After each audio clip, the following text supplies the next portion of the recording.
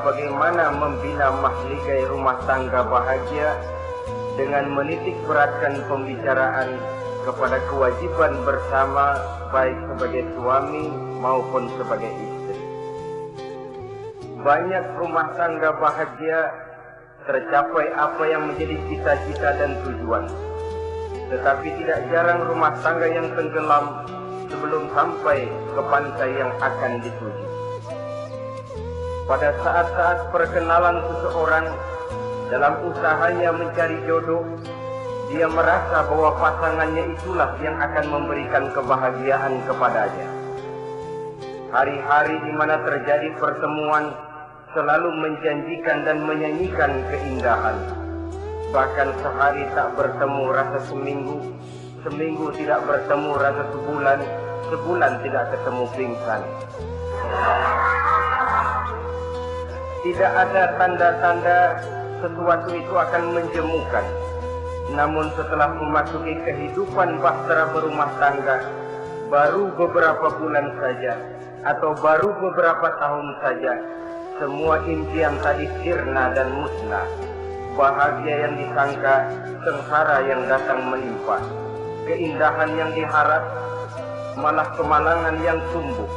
Hal ini disebabkan orang tidak meresapi hikmah daripada kehidupan berumah tangga, tidak menyadari tanggung jawab dan kewajiban yang akan berbuntut tidak timbulnya saling pengertian, dan pada akhirnya tidak akan tumbuh ketenangan di dalam rumah tangga itu. Bukankah kewajiban akan saling memberikan pengertian, pengertian membawa ketenangan, dan ketenangan adalah tangga utama untuk mencapai rumah tangga bahagia.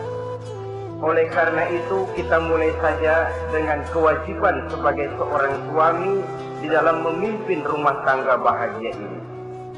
Yang pertama, kewajiban seorang suami ialah mempergauli istrinya dengan baik. Setiap suami, manakala selesai dia mengucapkan ijab dan qabul di hadapan tuan pengulu atau tuan qadhi, maka ia pun mengucapkan sigat ta'liq yang berisi perjanjian dari seorang suami bahwa ia akan mempergauli istrinya dengan baik, mu'asyarah bil ma'ruf, menurut tuntunan syariat agama Islam. Amanu la yahillu lakum an tarisun nisa'a karha. Hai orang-orang yang beriman, tidak dibolehkan bagi kamu mengambil perempuan secara paksa. Dengan kata lain, pernikahan harus dilaksanakan atas dasar suka sama suka. Tidak ada pihak yang terpaksa dan tidak ada pula pihak yang dipaksa. Kita hidup tidak lagi di satu zaman seperti zamannya Siti Nurbaya. Walaupun barangkali cinta memang bisa timbul setelah pernikahan, tetapi akan lebih baik kalau sebelumnya telah diawali dengan saling kenal mengenal, saling memahami latar belakang masing-masing untuk memudahkan timbulnya saling pengertian. Wala ta'diluhunna litadhhabu bi ba'di ma ataytumuhunna illa an ya'tina bi fahishatin mubayyinah. Dan jangan kamu mempersulit mereka karena ingin mengambil kembali sebagian dari apa yang telah engkau berikan kepada mereka, kecuali apabila mereka telah nyata-nyata melakukan perbuatan-perbuatan yang keji. Wa ashiruhunna bil ma'ruf, dan pergaulilah istri-istrimu itu dengan baik. Fa in karihtumuhunna, kalau kamu merasa tidak suka kepadanya, bersabarlah. Fa'asa an takrahu syai'an wa yaj'alallahu fihi khairan katsira. Karena boleh jadi kamu tidak menyukai sesuatu, padahal Allah menjadikan di dalam sesuatu yang kamu tidak sukai itu kebaikan yang banyak bagimu. Ini merupakan tuntunan umum betapa seorang suami harus mempergauli istrinya dengan baik, mu'asyarah bil ma'ruf, menurut tuntunan syariat agama Islam.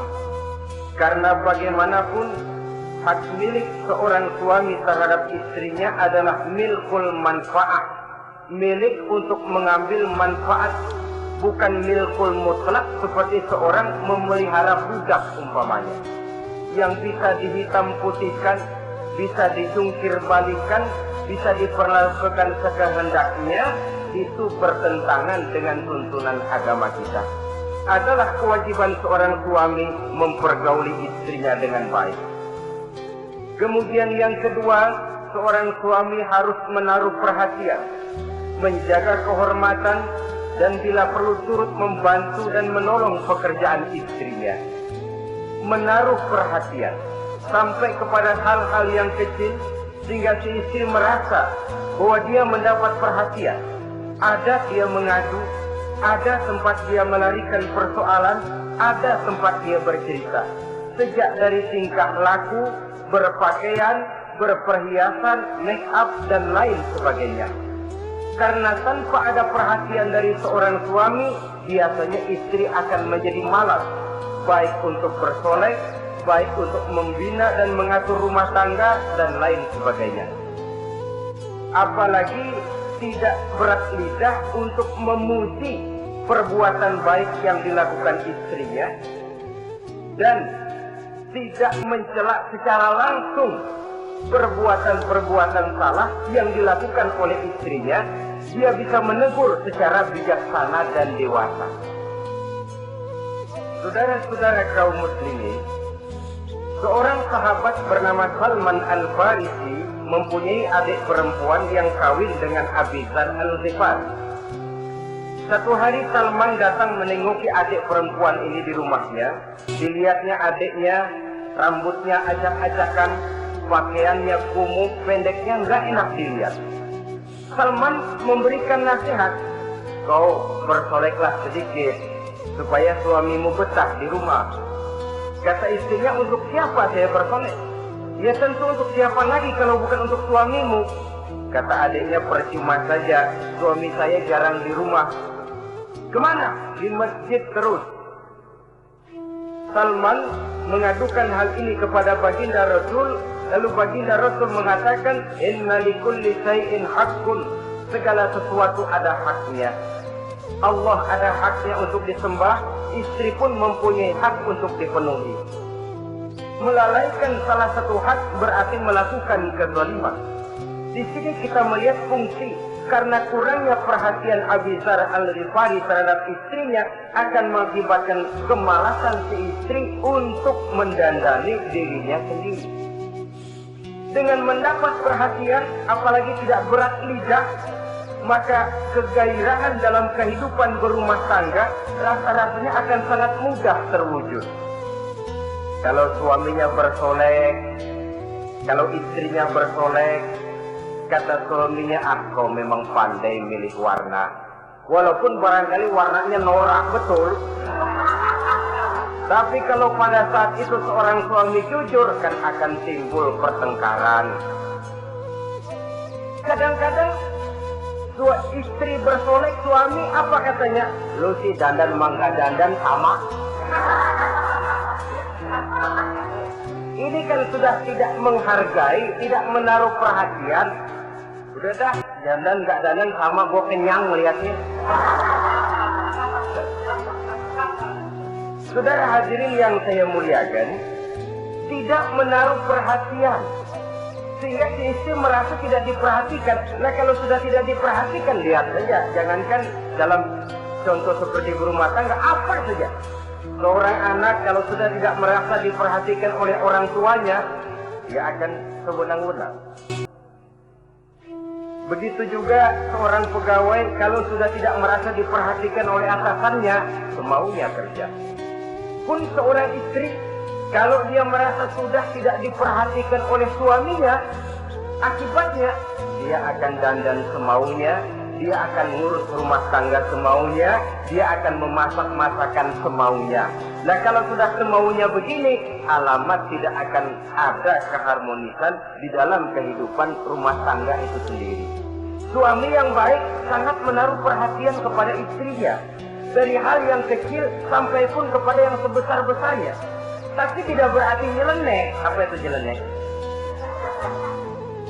Menaruh perhatian bukan selalu mau ingin tahu. Jangan lantas suaminya yang beliin bedak, suaminya yang beliin. Itu nyeleneh namanya.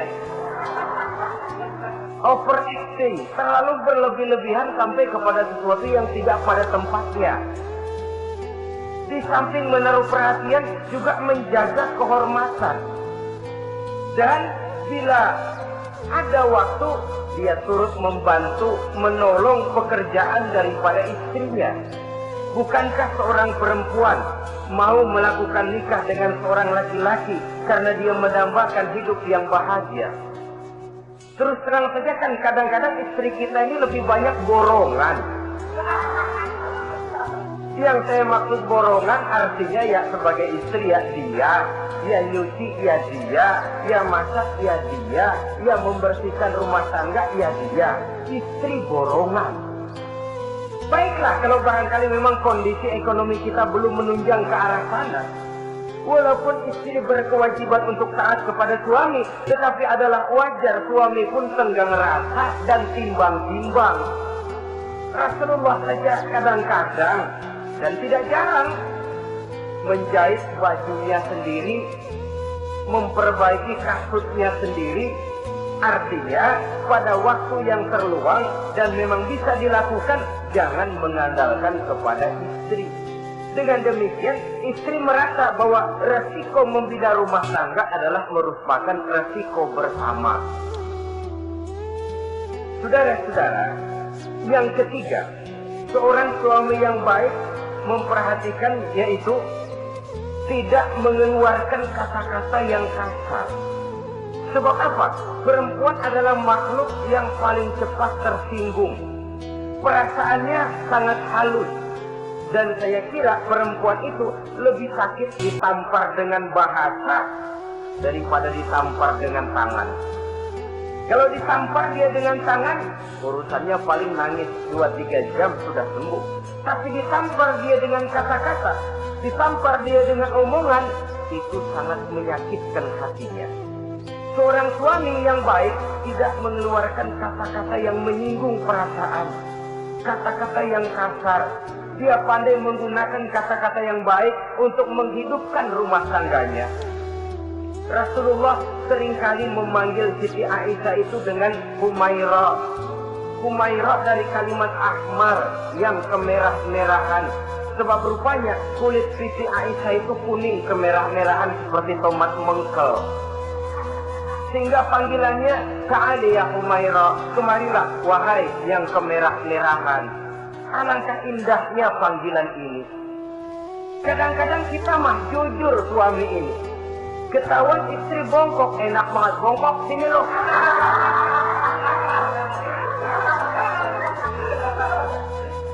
Jujur tapi nyakitin. Saudara-saudara, kadang-kadang inilah ya, bahasa perbuatan sangat besar pengaruhnya dalam menciptakan keharmonisan di rumah tangga. Pacaran mah manggilnya yang mau kemana yang udah endah aja udah. Begitu berumah tangga masih indah kakanda. Punya anak satu, bapaknya anak-anak. Punya anak dua, bapak lo. Sudah 3 anaknya, bapak hilang eluh manggilnya. Panggilan ini mengalami pergeseran. Nah begitu juga suami. Ketika pacaran bukan main. Ketika baru melakukan akad nikah sedang honeymoon bulan madu, asik betul. Kemana-mana selalu bersama. Kondangan selalu bersama, resepsi pergi bersama. Jalan bergandengan tangan, istri sedikit terpeleset, khawatir bukan main, hati-hati yang.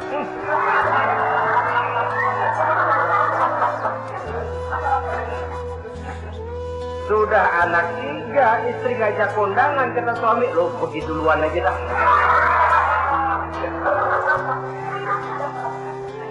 Pulang kondangan, istri laporan, bang saya terpeleset, emang lo mau mampus? Kejam betul.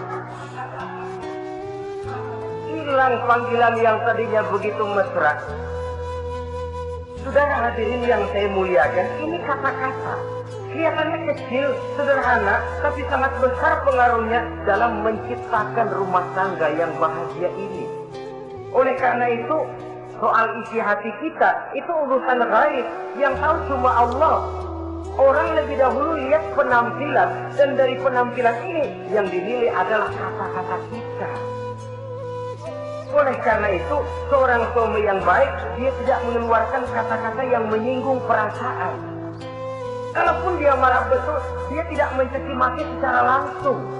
Dia bisa menggunakan kata-kata kiasan. Maka agama memberikan tuntunan, kalau seorang suami marah, jangan memukul muka. Dan mukul pun bagian terakhir. Jangan jalan pertama. Kadang-kadang ada juga loh Pak, suami marah sama istri persis korambil gebukin maling. Aduh, gelebuk gak karuan.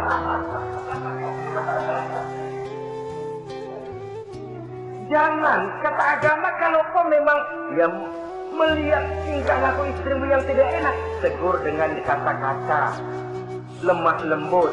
Lemah lembut tidak bisa, sedikit keras. Sedikit keras masih nekat, bentar. Bentar pun tidak bisa juga, pisah tempat tidur. Pisah tempat tidur masih tidak bisa juga, pukul.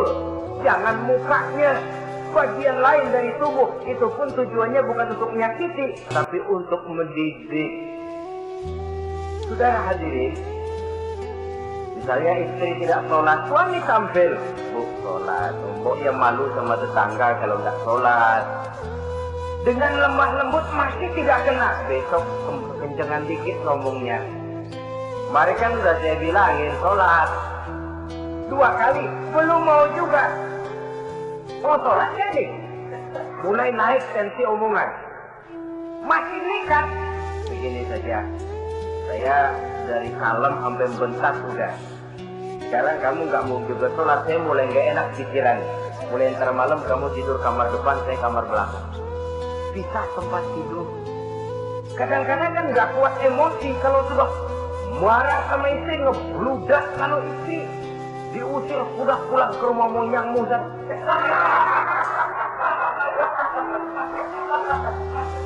kata agama jangan, kita tempat tidur saja. Sudah, kamu tidur kamar depan, saya kamar belakang. Pisah tempat tidur. Kenapa? Nanti malam kalau hujan turun, pikiran berubah, berasa penuh, tinggal pindah kamar. Secara psikologis, saudara-saudara. Jadi melalui processing. Oleh sebab itu, kata-kata sangat besar pengaruhnya di dalam membina kehidupan berumah tangga. Seorang suami yang baik tidak mengeluh perasaan. Baik itu menyangkut dandanan istri, caranya pakaian, caranya jalan, ataupun masakannya. Masakannya sekalipun tidak kita sukai, ya nggak usah. Misalnya sayur keasinan, begitu dicobain menteleng mata pelatat, lotot keasinan. Nggak usah lantas kolak pinggang, lu masak lotot ya. Nggak usah. Saudara hadirin yang saya muliakan, jadi itu dari segi masakan. Dari segi pakaian, umpamanya istri kita berpakaian tidak sesuai dengan tuntunan agama, cukup kita bisa berkata, pakaianmu sebenarnya bagus, motifnya, potongannya, kainnya, cuma mbok kok kelihatannya kok potongan badanmu kok kelihatan betul dengan terbungkus pakaian seperti itu. Alangkah lebih baiknya, nah, dengan demikian istri nggak terlalu tersinggung. Daripada sudah dandan bagus-bagus, lalu istri suami ngobrol kata yang nggak enak. Bagus lo kayak nangka dikerosoin.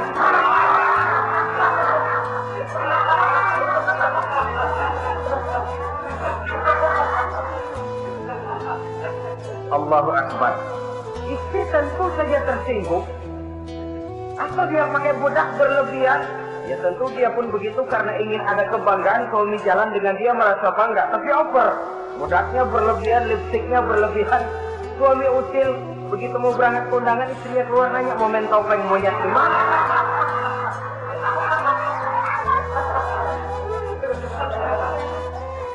tentu dia akan tersinggung karenanya. Jadi saudara-saudara, ini yang ketiga. Yang keempat, seorang suami yang baik jangan memberikan pekerjaan di luar batas kemampuan istrinya. Wah, tugas istri itu nyaris 1 kali 24 jam. Seorang suami, bagaimanapun payah dia bekerja, pulang dia bisa istirahat, tidur malam dia bisa tidur dengan nyenyak. Tapi seorang istri, apalagi dia punya anak kecil, bayi misalnya, itu nyaris jam kerjanya 1 kali 24 jam. Sejak bangun tidur sampai tidur lagi, bahkan tidurnya pun selalu diusik oleh anaknya. Anaknya kalem, bapaknya musik.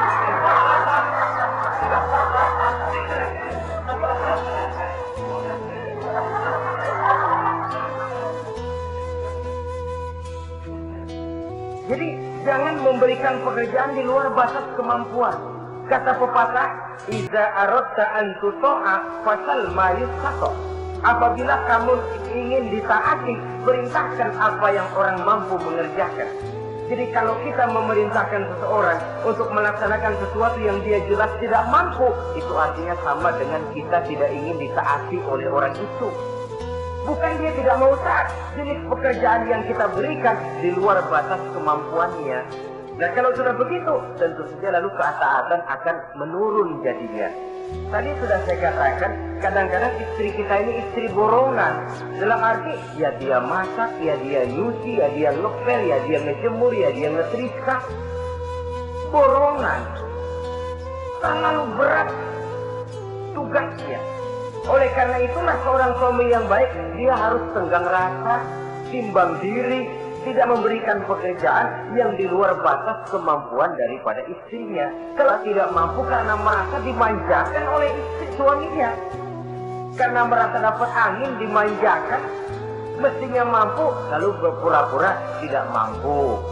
Apalagi istrinya suaminya sedikit-sedikit mau menolong dia. Dari posisi ini nanti bisa berbalik. Karena terlalu memanjakan istri bisa membludak. Akhirnya suami yang nyuci, suami yang menderita, istri tidur. Walaupun tentu saja tidak jelek, tetapi itu sudah overacting namanya. Saudara hadirin yang saya muliakan, itu yang keempat. Yang kelima, kewajiban seorang suami yang baik, ia mencukupkan belanja rumah tangga. Cukup itu relatif. Cukup menurut ukuran standar kemampuan kita. Sebab kemauan kita mungkin tidak terbatas, tapi kemampuan kita yang terbatas. Kalau kemampuan ini bisa kita ukur dengan kemampuan, insya Allah kita cukup. Dan pernah saya katakan, orang kaya adalah orang yang hidupnya paling cukup. Salah kalau kita berkata orang kaya itu yang rumahnya gedung bertingkat. Tidak betul orang kaya itu yang mobilnya 5, yang gajinya jutaan, yang kebunnya lebar, yang pabriknya luas. Tidak. Orang kaya, orang yang hidupnya cukup. Orang miskin, orang yang selalu merasa kurang. Jadi kalau ingin jadi orang kaya, resepnya gampang sekali. Cukup dengan apa yang diberikan Allah, kita sudah kaya. Tapi kalau ingin miskin, maka bukalah mata selebar-lebarnya. Bagaimanapun banyak nikmat Allah diberikan kepada kita, tidak pernah ada rasa cukupnya. Dikala itu akan tertanam sifat kemiskinan dalam diri. Maka ukuran cukup ini yang relatif. Jadi kalau kita memang ekonomi menengah ke bawah, jangan ingin cukup seperti halnya ekonomi menengah ke atas. Nah, saudara-saudara, di samping belanja rumah tangga yang menyangkut makan, minum, pakaian dan sebagainya, bila ada kelebihan rezeki juga perhiasan untuk istri. Karena istri itu zinatul hayati dunia, perhiasan hidup di dunia. Jangan lalu berat hati, kan suami yang peres keringat banting tulang pagi-pagi pulang sore. Mestinya suami dulu dong, cukupi pakaiannya. Betul. Kelihatannya memang begitu, tapi jangan lupa istri kita bagian daripada hidup kita. Baik dia dilihat orang baik kita disebut orang. Jelek dia dipandang orang, jelek juga kita disebut orang. Dia adalah bagian daripada kehidupan kita. Orang kan sering bilang tuh, Bu Ano, kenapa? Gua gerah banget lihatnya. Emang kenapa? Emang kenapa dia? Ke pasar pakai kutang doang.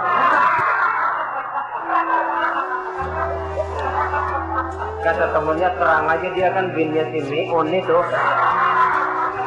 Si Meun yang nggak tahu apa-apa ikut kesebut-sebut. Istri adalah bagian daripada kehidupan kita. Zolim seorang suami mentang-mentang dia merasa dia yang cari duit, lalu buat dirinya dia beli pakaian yang mahal-mahal. Istrinya cuma nggak karung doang dipakai. Istri adalah bagian daripada hidup kita. Baik dia dilihat orang, baik kita disebut orang. Jelek dia dilihat orang, akan jelek juga kita jadi pembicaraan orang. Ini tidak lain karena dia merupakan perhiasan bagi suami dan bagian daripada kehidupan seorang suami.